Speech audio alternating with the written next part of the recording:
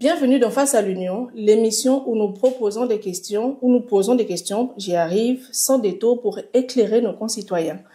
À quelques jours de l'élection présidentielle du 12 avril prochain, nous recevons un acteur clé de la scène politique gabonaise, Alain-Claude Bilibinze. Ancien Premier ministre, figure influente du Parti démocratique gabonais, il est aujourd'hui candidat et prône la rupture avec un système qui l'a pourtant longtemps servi. Quelles sont ses motivations? Comment compte-t-il convaincre les électeurs malgré les avis divergents d'une partie de la population? Est-il vraiment l'homme de la situation? Monsieur Alain-Claude Bilibinze, bienvenue sur Face à l'Union. Bonjour madame, merci. Vous êtes candidat à la prochaine présidentielle. Quelles sont vos motivations? Un homme politique qui se respecte réfléchit à ce qu'il a proposé pour son pays. Et je pense que mon parcours politique, d'abord dans l'opposition au système, parce qu'on retient toujours que j'ai été Premier ministre, mais je n'ai pas commencé par cela. J'ai été leader étudiant avec des difficultés que j'ai connues. J'ai été acteur de l'opposition avec les hauts et les bas avant de devenir une personnalité influente du parti au pouvoir. Et donc, j'ai des projets, j'ai des choses à proposer pour mon pays, j'ai une expérience, un parcours, et je suis allé au contact des Gabonaises et des Gabonais, et je pense que le moment est venu pour que j'exprime ce que je pense, quelle est ma vision du pays, et c'est une vision que j'ai forgée depuis de longues années, et il est temps aujourd'hui de la proposer aux Gabonaises et aux Gabonais. Alors, avant l'avènement du 30 août de 2023, avez-vous aspiré à la magistrature suprême? Je me suis engagé en politique pour offrir le meilleur à mon pays, d'abord le meilleur de moi-même. Et un parcours politique, lorsqu'on arrive à un certain nombre de responsabilités, il est normal d'avoir des ambitions pour son pays. J'y ai pensé. Avais-je l'opportunité de l'exprimer? J'étais dans un parti politique, le PDG, avec un chef, et ce chef était aux responsabilités. Chacun tait donc ses ambitions. Lui n'étant plus là, j'exprime clairement mes ambitions, et personne aujourd'hui n'est surpris, en réalité, que je me présente candidat à l'élection présidentielle. Je pense qu'Ali Bongo lui-même, là où il se trouve, c'est que dans ma tête, et lui le savait également, que le jour où il ne serait plus là, je serai candidat. L'actuel président de la transition le sait également. Donc, ça ne surprend personne. Nous avons suivi un peu toutes les récriminations faites à l'équipe en charge de la transition. Toutes ces récriminations sont-elles la raison de votre engagement? Je viens de vous indiquer que mon engagement, il est bien antérieur à cela. Simplement, en face de moi aujourd'hui, j'ai des hommes qui ont menti aux Gabonais, qui ont pris des engagements qu'ils n'ont pas respectés. J'ai des hommes qui ont dit qu'ils viennent restaurer les institutions, ils ne l'ont pas fait. J'ai des hommes qui ont dit qu'ils vont rendre le pouvoir aux civils, ils ne l'ont pas fait. J'ai des hommes qui ont dit qu'ils vont la dignité aux Gabonais, ils ne l'ont pas fait. Et cet ensemble de choses m'amène à me dire que finalement, il a prôné une rupture, il n'incarne pas, il incarne la continuité. Or, la continuité de ce système, c'est la situation dans laquelle le Gabon se trouve aujourd'hui. C'est un système que j'ai servi, que je connais, que j'assume, mais dont je pense aujourd'hui qu'il ne peut pas continuer parce qu'il ne propose rien d'autre que ce qui s'est fait par le passé.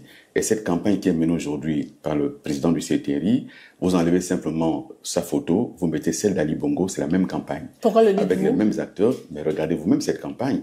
Les acteurs sont les mêmes, les affiches sont quasiment les mêmes, l'iconographie est la même, les scènes sont les mêmes, les artistes qui prêtent sont les mêmes et les discours sont les mêmes. Peut-être parce que ces personnes se retrouvent dans le discours qu'ils proposent, dans le message qu'ils proposent. Très bien, mais ces personnes se retrouvaient hier dans Ali Bongo, alors quel est le changement?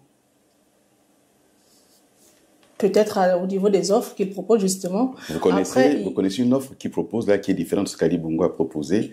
Il y a que les Gabonais, que vous connaissez peut-être mieux que moi, pour avoir été Premier ministre, les Gabonais ne demandent pas peut-être beaucoup de choses. Qu'il y ait la route, qu'il y ait des hôpitaux complètement réaménagés. À propos de route, madame, vous êtes journaliste, il a dit qu'il a bitumé 1950 km de route. Avez-vous vérifié où sont ces kilomètres de route? Non, ça n'existe pas. Et donc, quand on est à la tête de l'État, on ne fait pas ça. On ne peut pas dire une chose qui n'est pas prouvable, démontrable. Vous êtes journaliste, dites-moi quelles sont les tronçons de route qui ont été bitumés en 19 mois. Dites-moi, c'est quel village qui a été impacté par cela? Dans quelle province? Dites-le-moi, ça n'existe pas. Et donc, dès cet instant-là, on ne peut pas continuer avec une stratégie de manipulation d'opinion en donnant comme ça des chiffres que personne ne peut vérifier, mais comme nous disent les tronçons de route qui ont été bitumés. Et c'est cela, la rupture que je prône. Arrêtons de dire ce qui n'est pas et disons enfin la vérité aux Gabonais. Comment allez-vous procéder justement? Vous proposez la rupture. Quelle est la recette miracle que vous proposez pour un nouveau Gabon? D'abord, pourquoi parlez-vous de recette miracle? La recette miracle n'existe pas. Il y a l'expérience de ce que nous sommes, de ce que nous avons été. J'assume ce qui a été bien fait, mais je rejette ce qui a été mal fait. Il n'y a pas de recette miracle. La recette aujourd'hui, c'est d'appliquer enfin ce que nous proposons aux Gabonaises et aux Gabonais. 3 choses fondamentales pour ce qui me concerne. La première chose, rompre avec une économie de rente qui n'a pas développé le pays. Comment comptez-vous faire? Ça fait 80 ans qu'on exploite le manganèse, le pétrole, le bois, un peu plus tôt d'ailleurs. Et ces 3 matières premières sont les principales sources du pays depuis maintenant 60 ans. On ne peut pas continuer ici. Je propose donc de diversifier l'économie en allant chercher de nouveaux secteurs d'activité. L'agriculture, la pêche, le numérique sont des secteurs aujourd'hui qu'il faut développer pour diversifier l'économie. L'industrialisation du pays également, la transformation locale des matières premières sont des éléments clés pour développer le pays. Avec la formation professionnelle qui fera en sorte que nous ayons aujourd'hui des acteurs adaptés à nos besoins de développement. Et donc ce n'est pas du miracle, ça existe, on doit pouvoir le faire. Deuxième chose, rompre avec un système politique qui favorise le clientélisme. Ça veut dire quoi? Ça veut dire qu'il faut remettre en place l'ascenseur social, l'égalité des chances.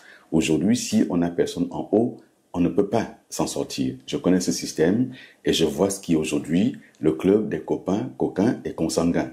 Il faut mettre un terme à cela. La troisième chose, l'état de droit, les libertés publiques, la question de la justice qui doit être indépendante. Donc, ce sont des éléments concrets. Et enfin... À propos de la question de la justice, comment justement comptez-vous mettre en œuvre ce point pourtant important? Mais d'abord, j'estime que le président n'a plus à présider le Conseil supérieur de la magistrature. Il faut que la justice soit totalement indépendante. Elle ne soit plus sous l'influence des acteurs politiques, qu'elle ne reçoit pas ses instructions. Quand vous avez un président qui vous dit qu'il connaît un dossier d'instruction, il viole le secret de l'instruction. Quand vous avez un président qui vous a dit que lui, à un moment donné, il a fabriqué les preuves pour mettre les gens en prison, c'est très grave. Ça veut dire qu'aujourd'hui, on a une justice qui n'est pas indépendante. Il faut la rendre indépendante. Et je voulais dire, madame, que moi, je me suis engagé en politique en tant que fils de prolétaire. Et lorsque je parcours le pays, je rentre dans les maisons et je vois la pauvreté des gens. Et j'estime aujourd'hui que nous ne pouvons pas faire de politique en tirant des plans sur la comète alors que la situation des Gabonaises et des Gabonais aujourd'hui est dramatique.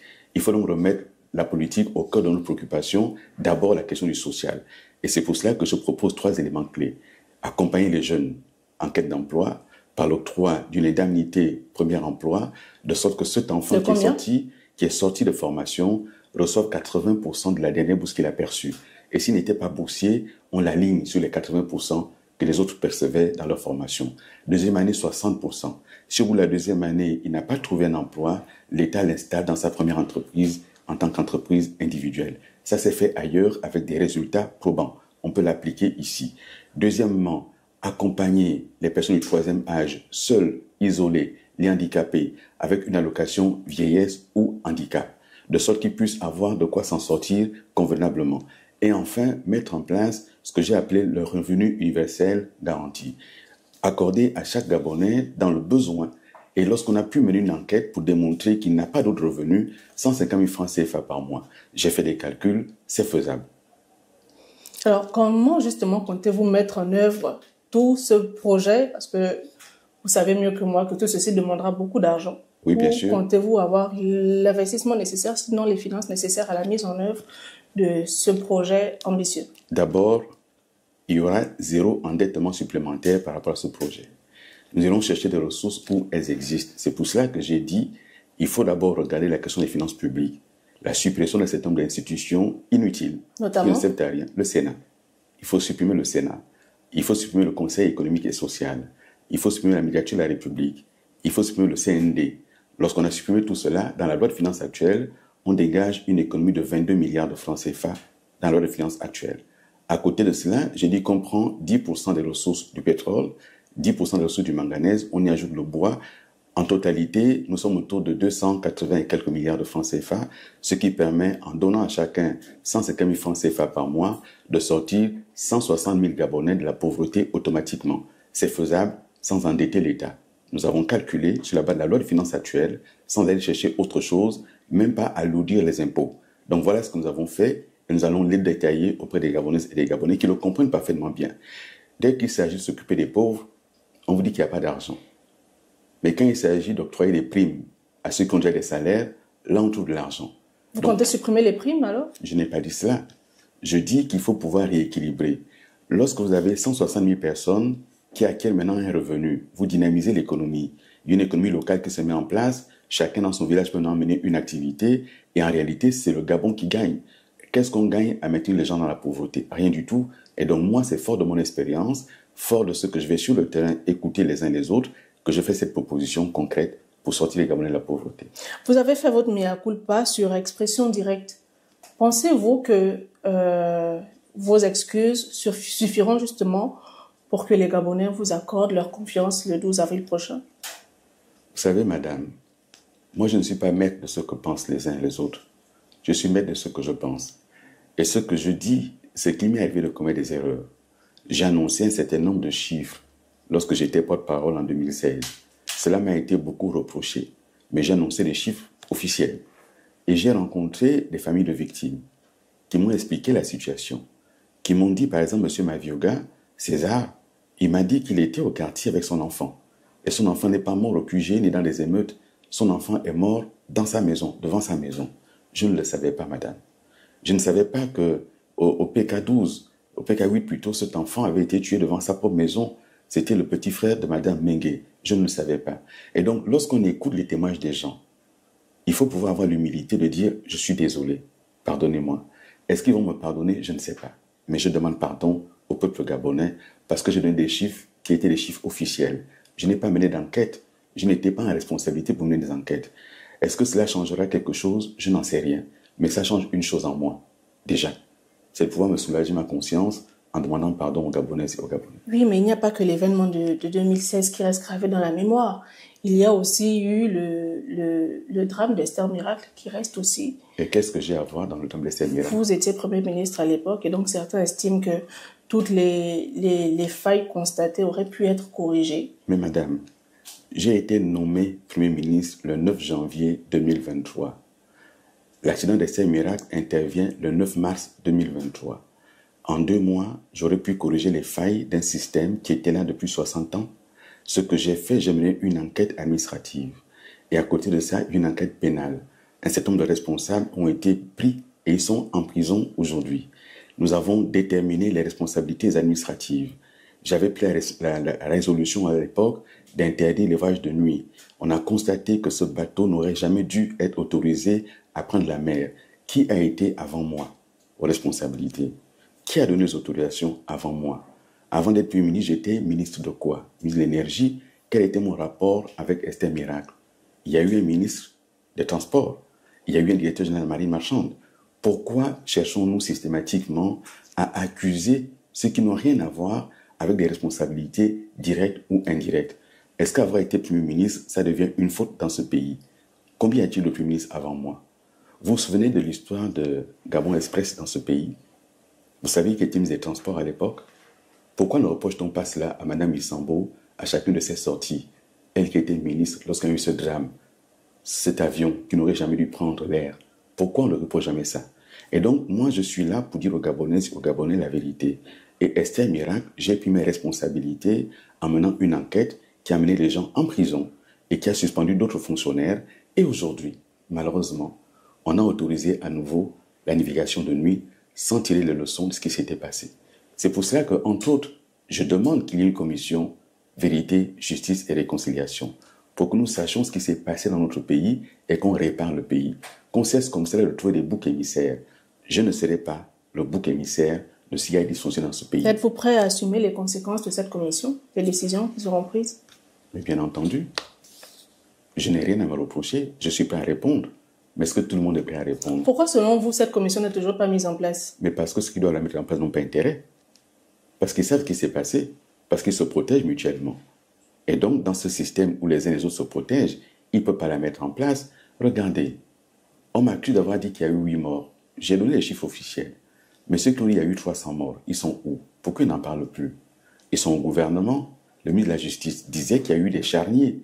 Il est ministre de la Justice depuis bientôt 2 ans. Qu'attend-il pour faire une enquête? Madame Missambo Paulette était là pour dire qu'il y a eu des charniers. Elle est présidente du Sénat, pourquoi elle n'ouvre pas l'enquête? Il y en a d'autres dans ce gouvernement qui en parlaient, pourquoi ils n'en parlent plus? Donc moi, je demande cette commission pour que les Gabonais sachent quelle a été la vérité de toute cette histoire. Alors, vous avez été membre influent du Parti démocratique gabonais. Alain Claude Billy Bizet, président de la République, compte-t-il travailler aux côtés, avoir à ses côtés certains membres de du Parti démocratique gabonais ou pas? Je ne sais pas si j'ai été plus influent que d'autres personnalités de ce pays dans ce parti. J'ai pris ma part de responsabilité et j'ai rompu avec le PDG. Lorsque j'étais aux responsabilités comme ministre, j'ai travaillé avec tous les Gabonais que j'ai trouvés. Je ne travaille pas uniquement avec ceux qui pensent comme moi. En revanche, celui qui vient faire du militantisme au bureau n'a pas sa place. Celui qui vient faire de la technique a sa place. Et dans tous les partis au Gabon, au PDG, à l'Union nationale ou ailleurs, on a des compatriotes qui sont bien formés, on travaillera avec eux, mais ils ne viennent pas faire la politique avec l'administration. Alors, parmi les mots qui minent la société gabonaise, il y a l'éducation et la santé. Qu'est-ce que vous avez prévu pour améliorer le système éducatif gabonais? D'abord, le système éducatif gabonais, ce n'est pas seulement construire les bâtiments. Ce n'est pas seulement former les enseignants. C'est qu'est-ce qu'on a comme contenu dans cette formation? À quoi formons-nous nos enfants? Est-ce qu'on les forme à s'autonomiser? Est-ce qu'on les forme à entreprendre? Ou est-ce qu'on les forme uniquement à des administratifs? Donc, il y a la question du contenu qu'il faudra examiner. Ce que j'ai prévu, moi, c'est d'abord la question de la réforme de ce système, en mettant en place une équipe d'experts indépendants, gabonais et étrangers, sur la question du système éducatif gabonais, comment le réformer. Et ensuite, mettre l'accent sur la formation professionnelle. Il y a eu les états généraux de l'éducation. Vous n'allez pas tenir compte des conclusions des états généraux? Madame, vous savez, nous évoluons. Les états généraux dont vous parlez, ça fait plus de 10 ans maintenant, je crois. Il faut pouvoir évoluer. S'il y a des choses importantes à maintenir, on les maintient. Mais il n'empêche qu'on peut toujours interroger la société gabonaise, quel genre d'école voulons-nous? Il y a des acteurs de l'éducation nationale qui sont les professionnels de cette éducation nationale, mais les parents existent également. Comment on fait pour déterminer ensemble le contenu de ce que doit être l'éducation nationale et qu'est-ce qu'on enseigne à nos enfants? Il faut interroger la société gabonaise et avancer. Et ensuite, je mettrai l'accent sur la formation professionnelle. J'ai indiqué tantôt sur la question de la réforme de l'économie et de sa diversification, la question de l'agriculture. Est-ce qu'on peut faire l'agriculture sans des lycées agricoles? Je propose dans le projet qu'on en crée dans chaque capitale provinciale pour développer demain l'agriculture. De même que la question de la pêche, nous avons une façade maritime très importante, une surface en mer qui est presque aussi importante que la surface terrestre. On n'a pas d'industrie de pêche, on n'a pas d'armement gabonais. Il faut donc pouvoir se développer dans ces secteurs-là. Oui, nous le ferons. La santé. D'abord, la santé préventive.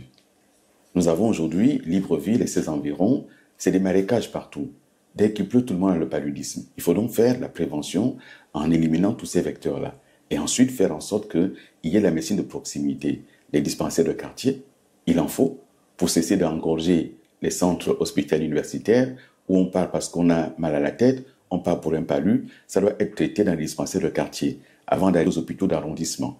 Et ensuite, maintenant, la médecine itinérante. Donc, on a un projet dessus pour accompagner et réformer la CNAMGS avec la politique du médicament. À ce jour, sur une ville comme Port-Gentil, presque 200 000 habitants, sinon plus, vous avez une seule pharmacie qui prend la CNAMGS 80 personnes par jour. C'est un scandale. À Libreville, certaines pharmacies ne servent que jusqu'à midi. Il faut donc réformer la CNAMGS, que l'État joue son rôle, que l'État paye ses dettes, mais toutes ses dettes, pour permettre à cette caisse de pouvoir soulager les populations gabonaises. Justement, à propos de la dette, comment l'État pourrait éponger la dette qui l'accable aujourd'hui? Déjà, en n'accroissant pas l'autre dette. Aujourd'hui, vous avez une dette, on nous la cache, hein, on dit 850 000 milliards. Très bien, mais ce n'est pas de cela qu'il s'agit. 8 500 milliards, pardon. Ce n'est pas de cela qu'il s'agit. Il s'agit de faire en sorte que la question de la dette, c'est d'abord, nous sommes endettés pourquoi? Tout pays qui veut se développer doit pouvoir s'endetter. Le sujet n'est pas l'endettement. Le sujet, c'est pourquoi nous sommes endettés et qu'est-ce qu'on a fait de cet argent. Lorsque je parle de la commission Vérité, Justice et Réconciliation, cette question de l'endettement de l'État en fera partie. À quoi cette dette a-t-elle servi? Qui en a profité? Pourquoi on n'a pas les réalisations? Il faut interroger cela. Et après, dans mon programme, l'axe numéro 1, c'est la question des finances publiques. Pour avoir un élément clair sur les finances publiques et nous asseoir avec les bailleurs de fonds, comment on fait pour rééchelonner la dette, pour regarder de quelle manière on se donne des marges de manœuvre et revenir aux indicateurs de performance auxquels nous avons souscrit au niveau de la CEMAC, c'est-à-dire ne pas dépasser 70% du taux d'endettement de au niveau du rapport avec notre PIB. C'est possible avec le niveau de ressources financières qui reste encore, qui est insuffisant au Gabon? Vous pensez que c'est possible? Non, madame, les ressources financières ne sont pas insuffisantes. C'est l'exécution du budget. Est-ce que nous arrivons à collecter l'impôt qui est prévu dans la loi de finances? Est-ce que nous arrivons à exécuter ce qui est prévu? C'est d'abord cela. Ça veut dire quelles sont nos ressources, quelles sont nos dépenses et comment on équilibre cela. Et après, si on n'a pas suffisamment de ressources, il y a toujours la question des ressources d'emprunt. Or, ce qui se produit depuis des années et des années, c'est que notre budget n'est équilibré que par l'emprunt. Ça veut dire que nous empruntons aujourd'hui pour financer le fonctionnement. Et cela n'est pas normal. Il faut pouvoir emprunter pour financer l'investissement et fonctionner avec nos ressources propres sans aller chercher des emprunts pour payer les salaires. Aujourd'hui, chaque fin du mois, l'État doit emprunter auprès des banques locales pour compléter de quoi payer les salaires. Il faut sortir de ce cercle vicieux pour arriver à un cercle vertueux pour un endettement efficace qui aille vers le développement, c'est-à-dire l'investissement. Alors, Alain-Claude Bilibizé, en 2025, c'est aussi l'énergie au Gabon, l'eau et l'énergie. Vous avez été ministre de l'énergie et parmi les projets que vous avez portés, il y avait le pied-pal. Et aujourd'hui, il y a encore ces Gabonais qui n'ont pas l'eau dans les robinets. Qu'est-ce que vous proposez, justement? Mais ça fait 2 ans que j'ai quitté le ministère de l'Énergie. La vraie question, c'est pourquoi ce projet n'est pas terminé depuis 2 ans. Vous voyez, il aurait dû s'achever en décembre 2023. Nous sommes maintenant en avril 2025. Il n'est toujours pas achevé. Et donc, il faut se poser de bonnes questions. Aujourd'hui, la question de l'eau est une question essentielle. À côté du programme Pied-Pal que nous avons lancé et pour lequel j'ai été sur le terrain quasiment tous les jours, nous avons emprunté auprès de la BGFI 100 milliards de francs pour le compte de la SEG. 40 milliards devaient servir à financer une usine de traitement d'eau potable en Bomo, entre Ntoum et Kokobich. Pourquoi cette usine n'est toujours pas terminée pour offrir l'eau aux Gabonais? Je n'en sais rien. Dans tous les cas, c'est des problèmes qu'il faut régler. Quand j'étais ministre de l'Énergie, il y avait déjà plusieurs projets engagés. Mais je les ai engagés, madame. Oui. Ils ne sont pas finalisés. Ce n'est plus ma faute, là. Mais par contre, c'est moi qui ai fait le code de l'eau. J'ai fait le code de l'énergie. C'est moi qui ai fait la convention avec la SEG. C'est moi qui, pour la première fois, ai réussi à établir dans notre pays un partenariat pour faire en sorte que la Banque mondiale finance dans notre pays une étude sur le schéma directeur, production, transport et distribution de l'énergie. Tous ces documents existent. Moi, président de la République, je mettrai en œuvre ce schéma directeur qui concerne l'ensemble du pays avec tout le potentiel qu'on a. Et dans mon programme, je mets un accent sur la question de l'eau. Le Gabon a des ressources en eau abondantes et il y a un paradoxe, c'est qu'aujourd'hui, les gens meurent d'inondations et non pas dans le robinet. Il faut régler ce problème. Alors, il y a un partenaire turc qui s'est associé justement et qui propose des services pour résoudre le problème de l'énergie. Vous, président, allez-vous continuer à travailler avec les Turcs? Je le mettrai à la porte automatiquement. Pourquoi donc, à partir du moment où ils essaient de résoudre le problème de l'énergie? Mais je vous explique pourquoi, madame. Déjà, ils sont là, il y a toujours des coupures.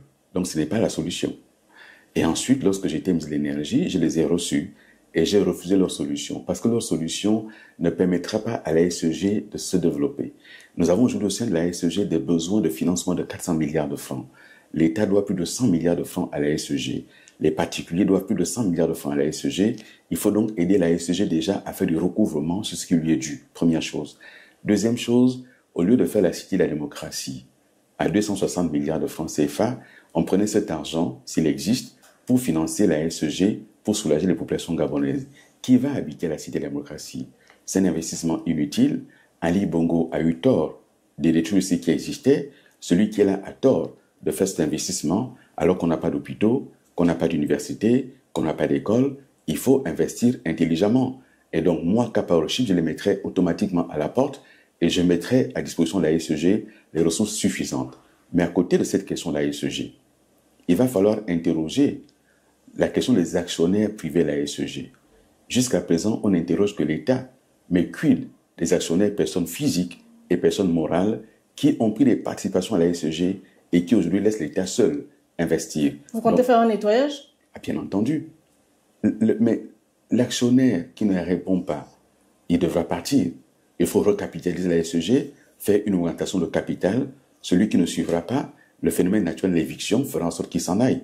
On ne pourra pas continuer à faire peser sur l'État et donc sur le contribuable l'investissement seul au niveau de la SEG alors qu'il y a des partenaires privés, personnes morales et personnes physiques. Alors, M. Alain-Claude, vous êtes candidat à la présidentielle. Il y a des Gabonais qui vous regardent.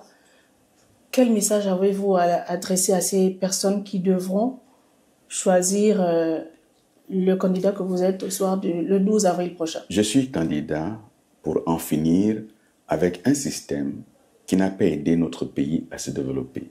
Je ne parle pas des hommes, je parle du système.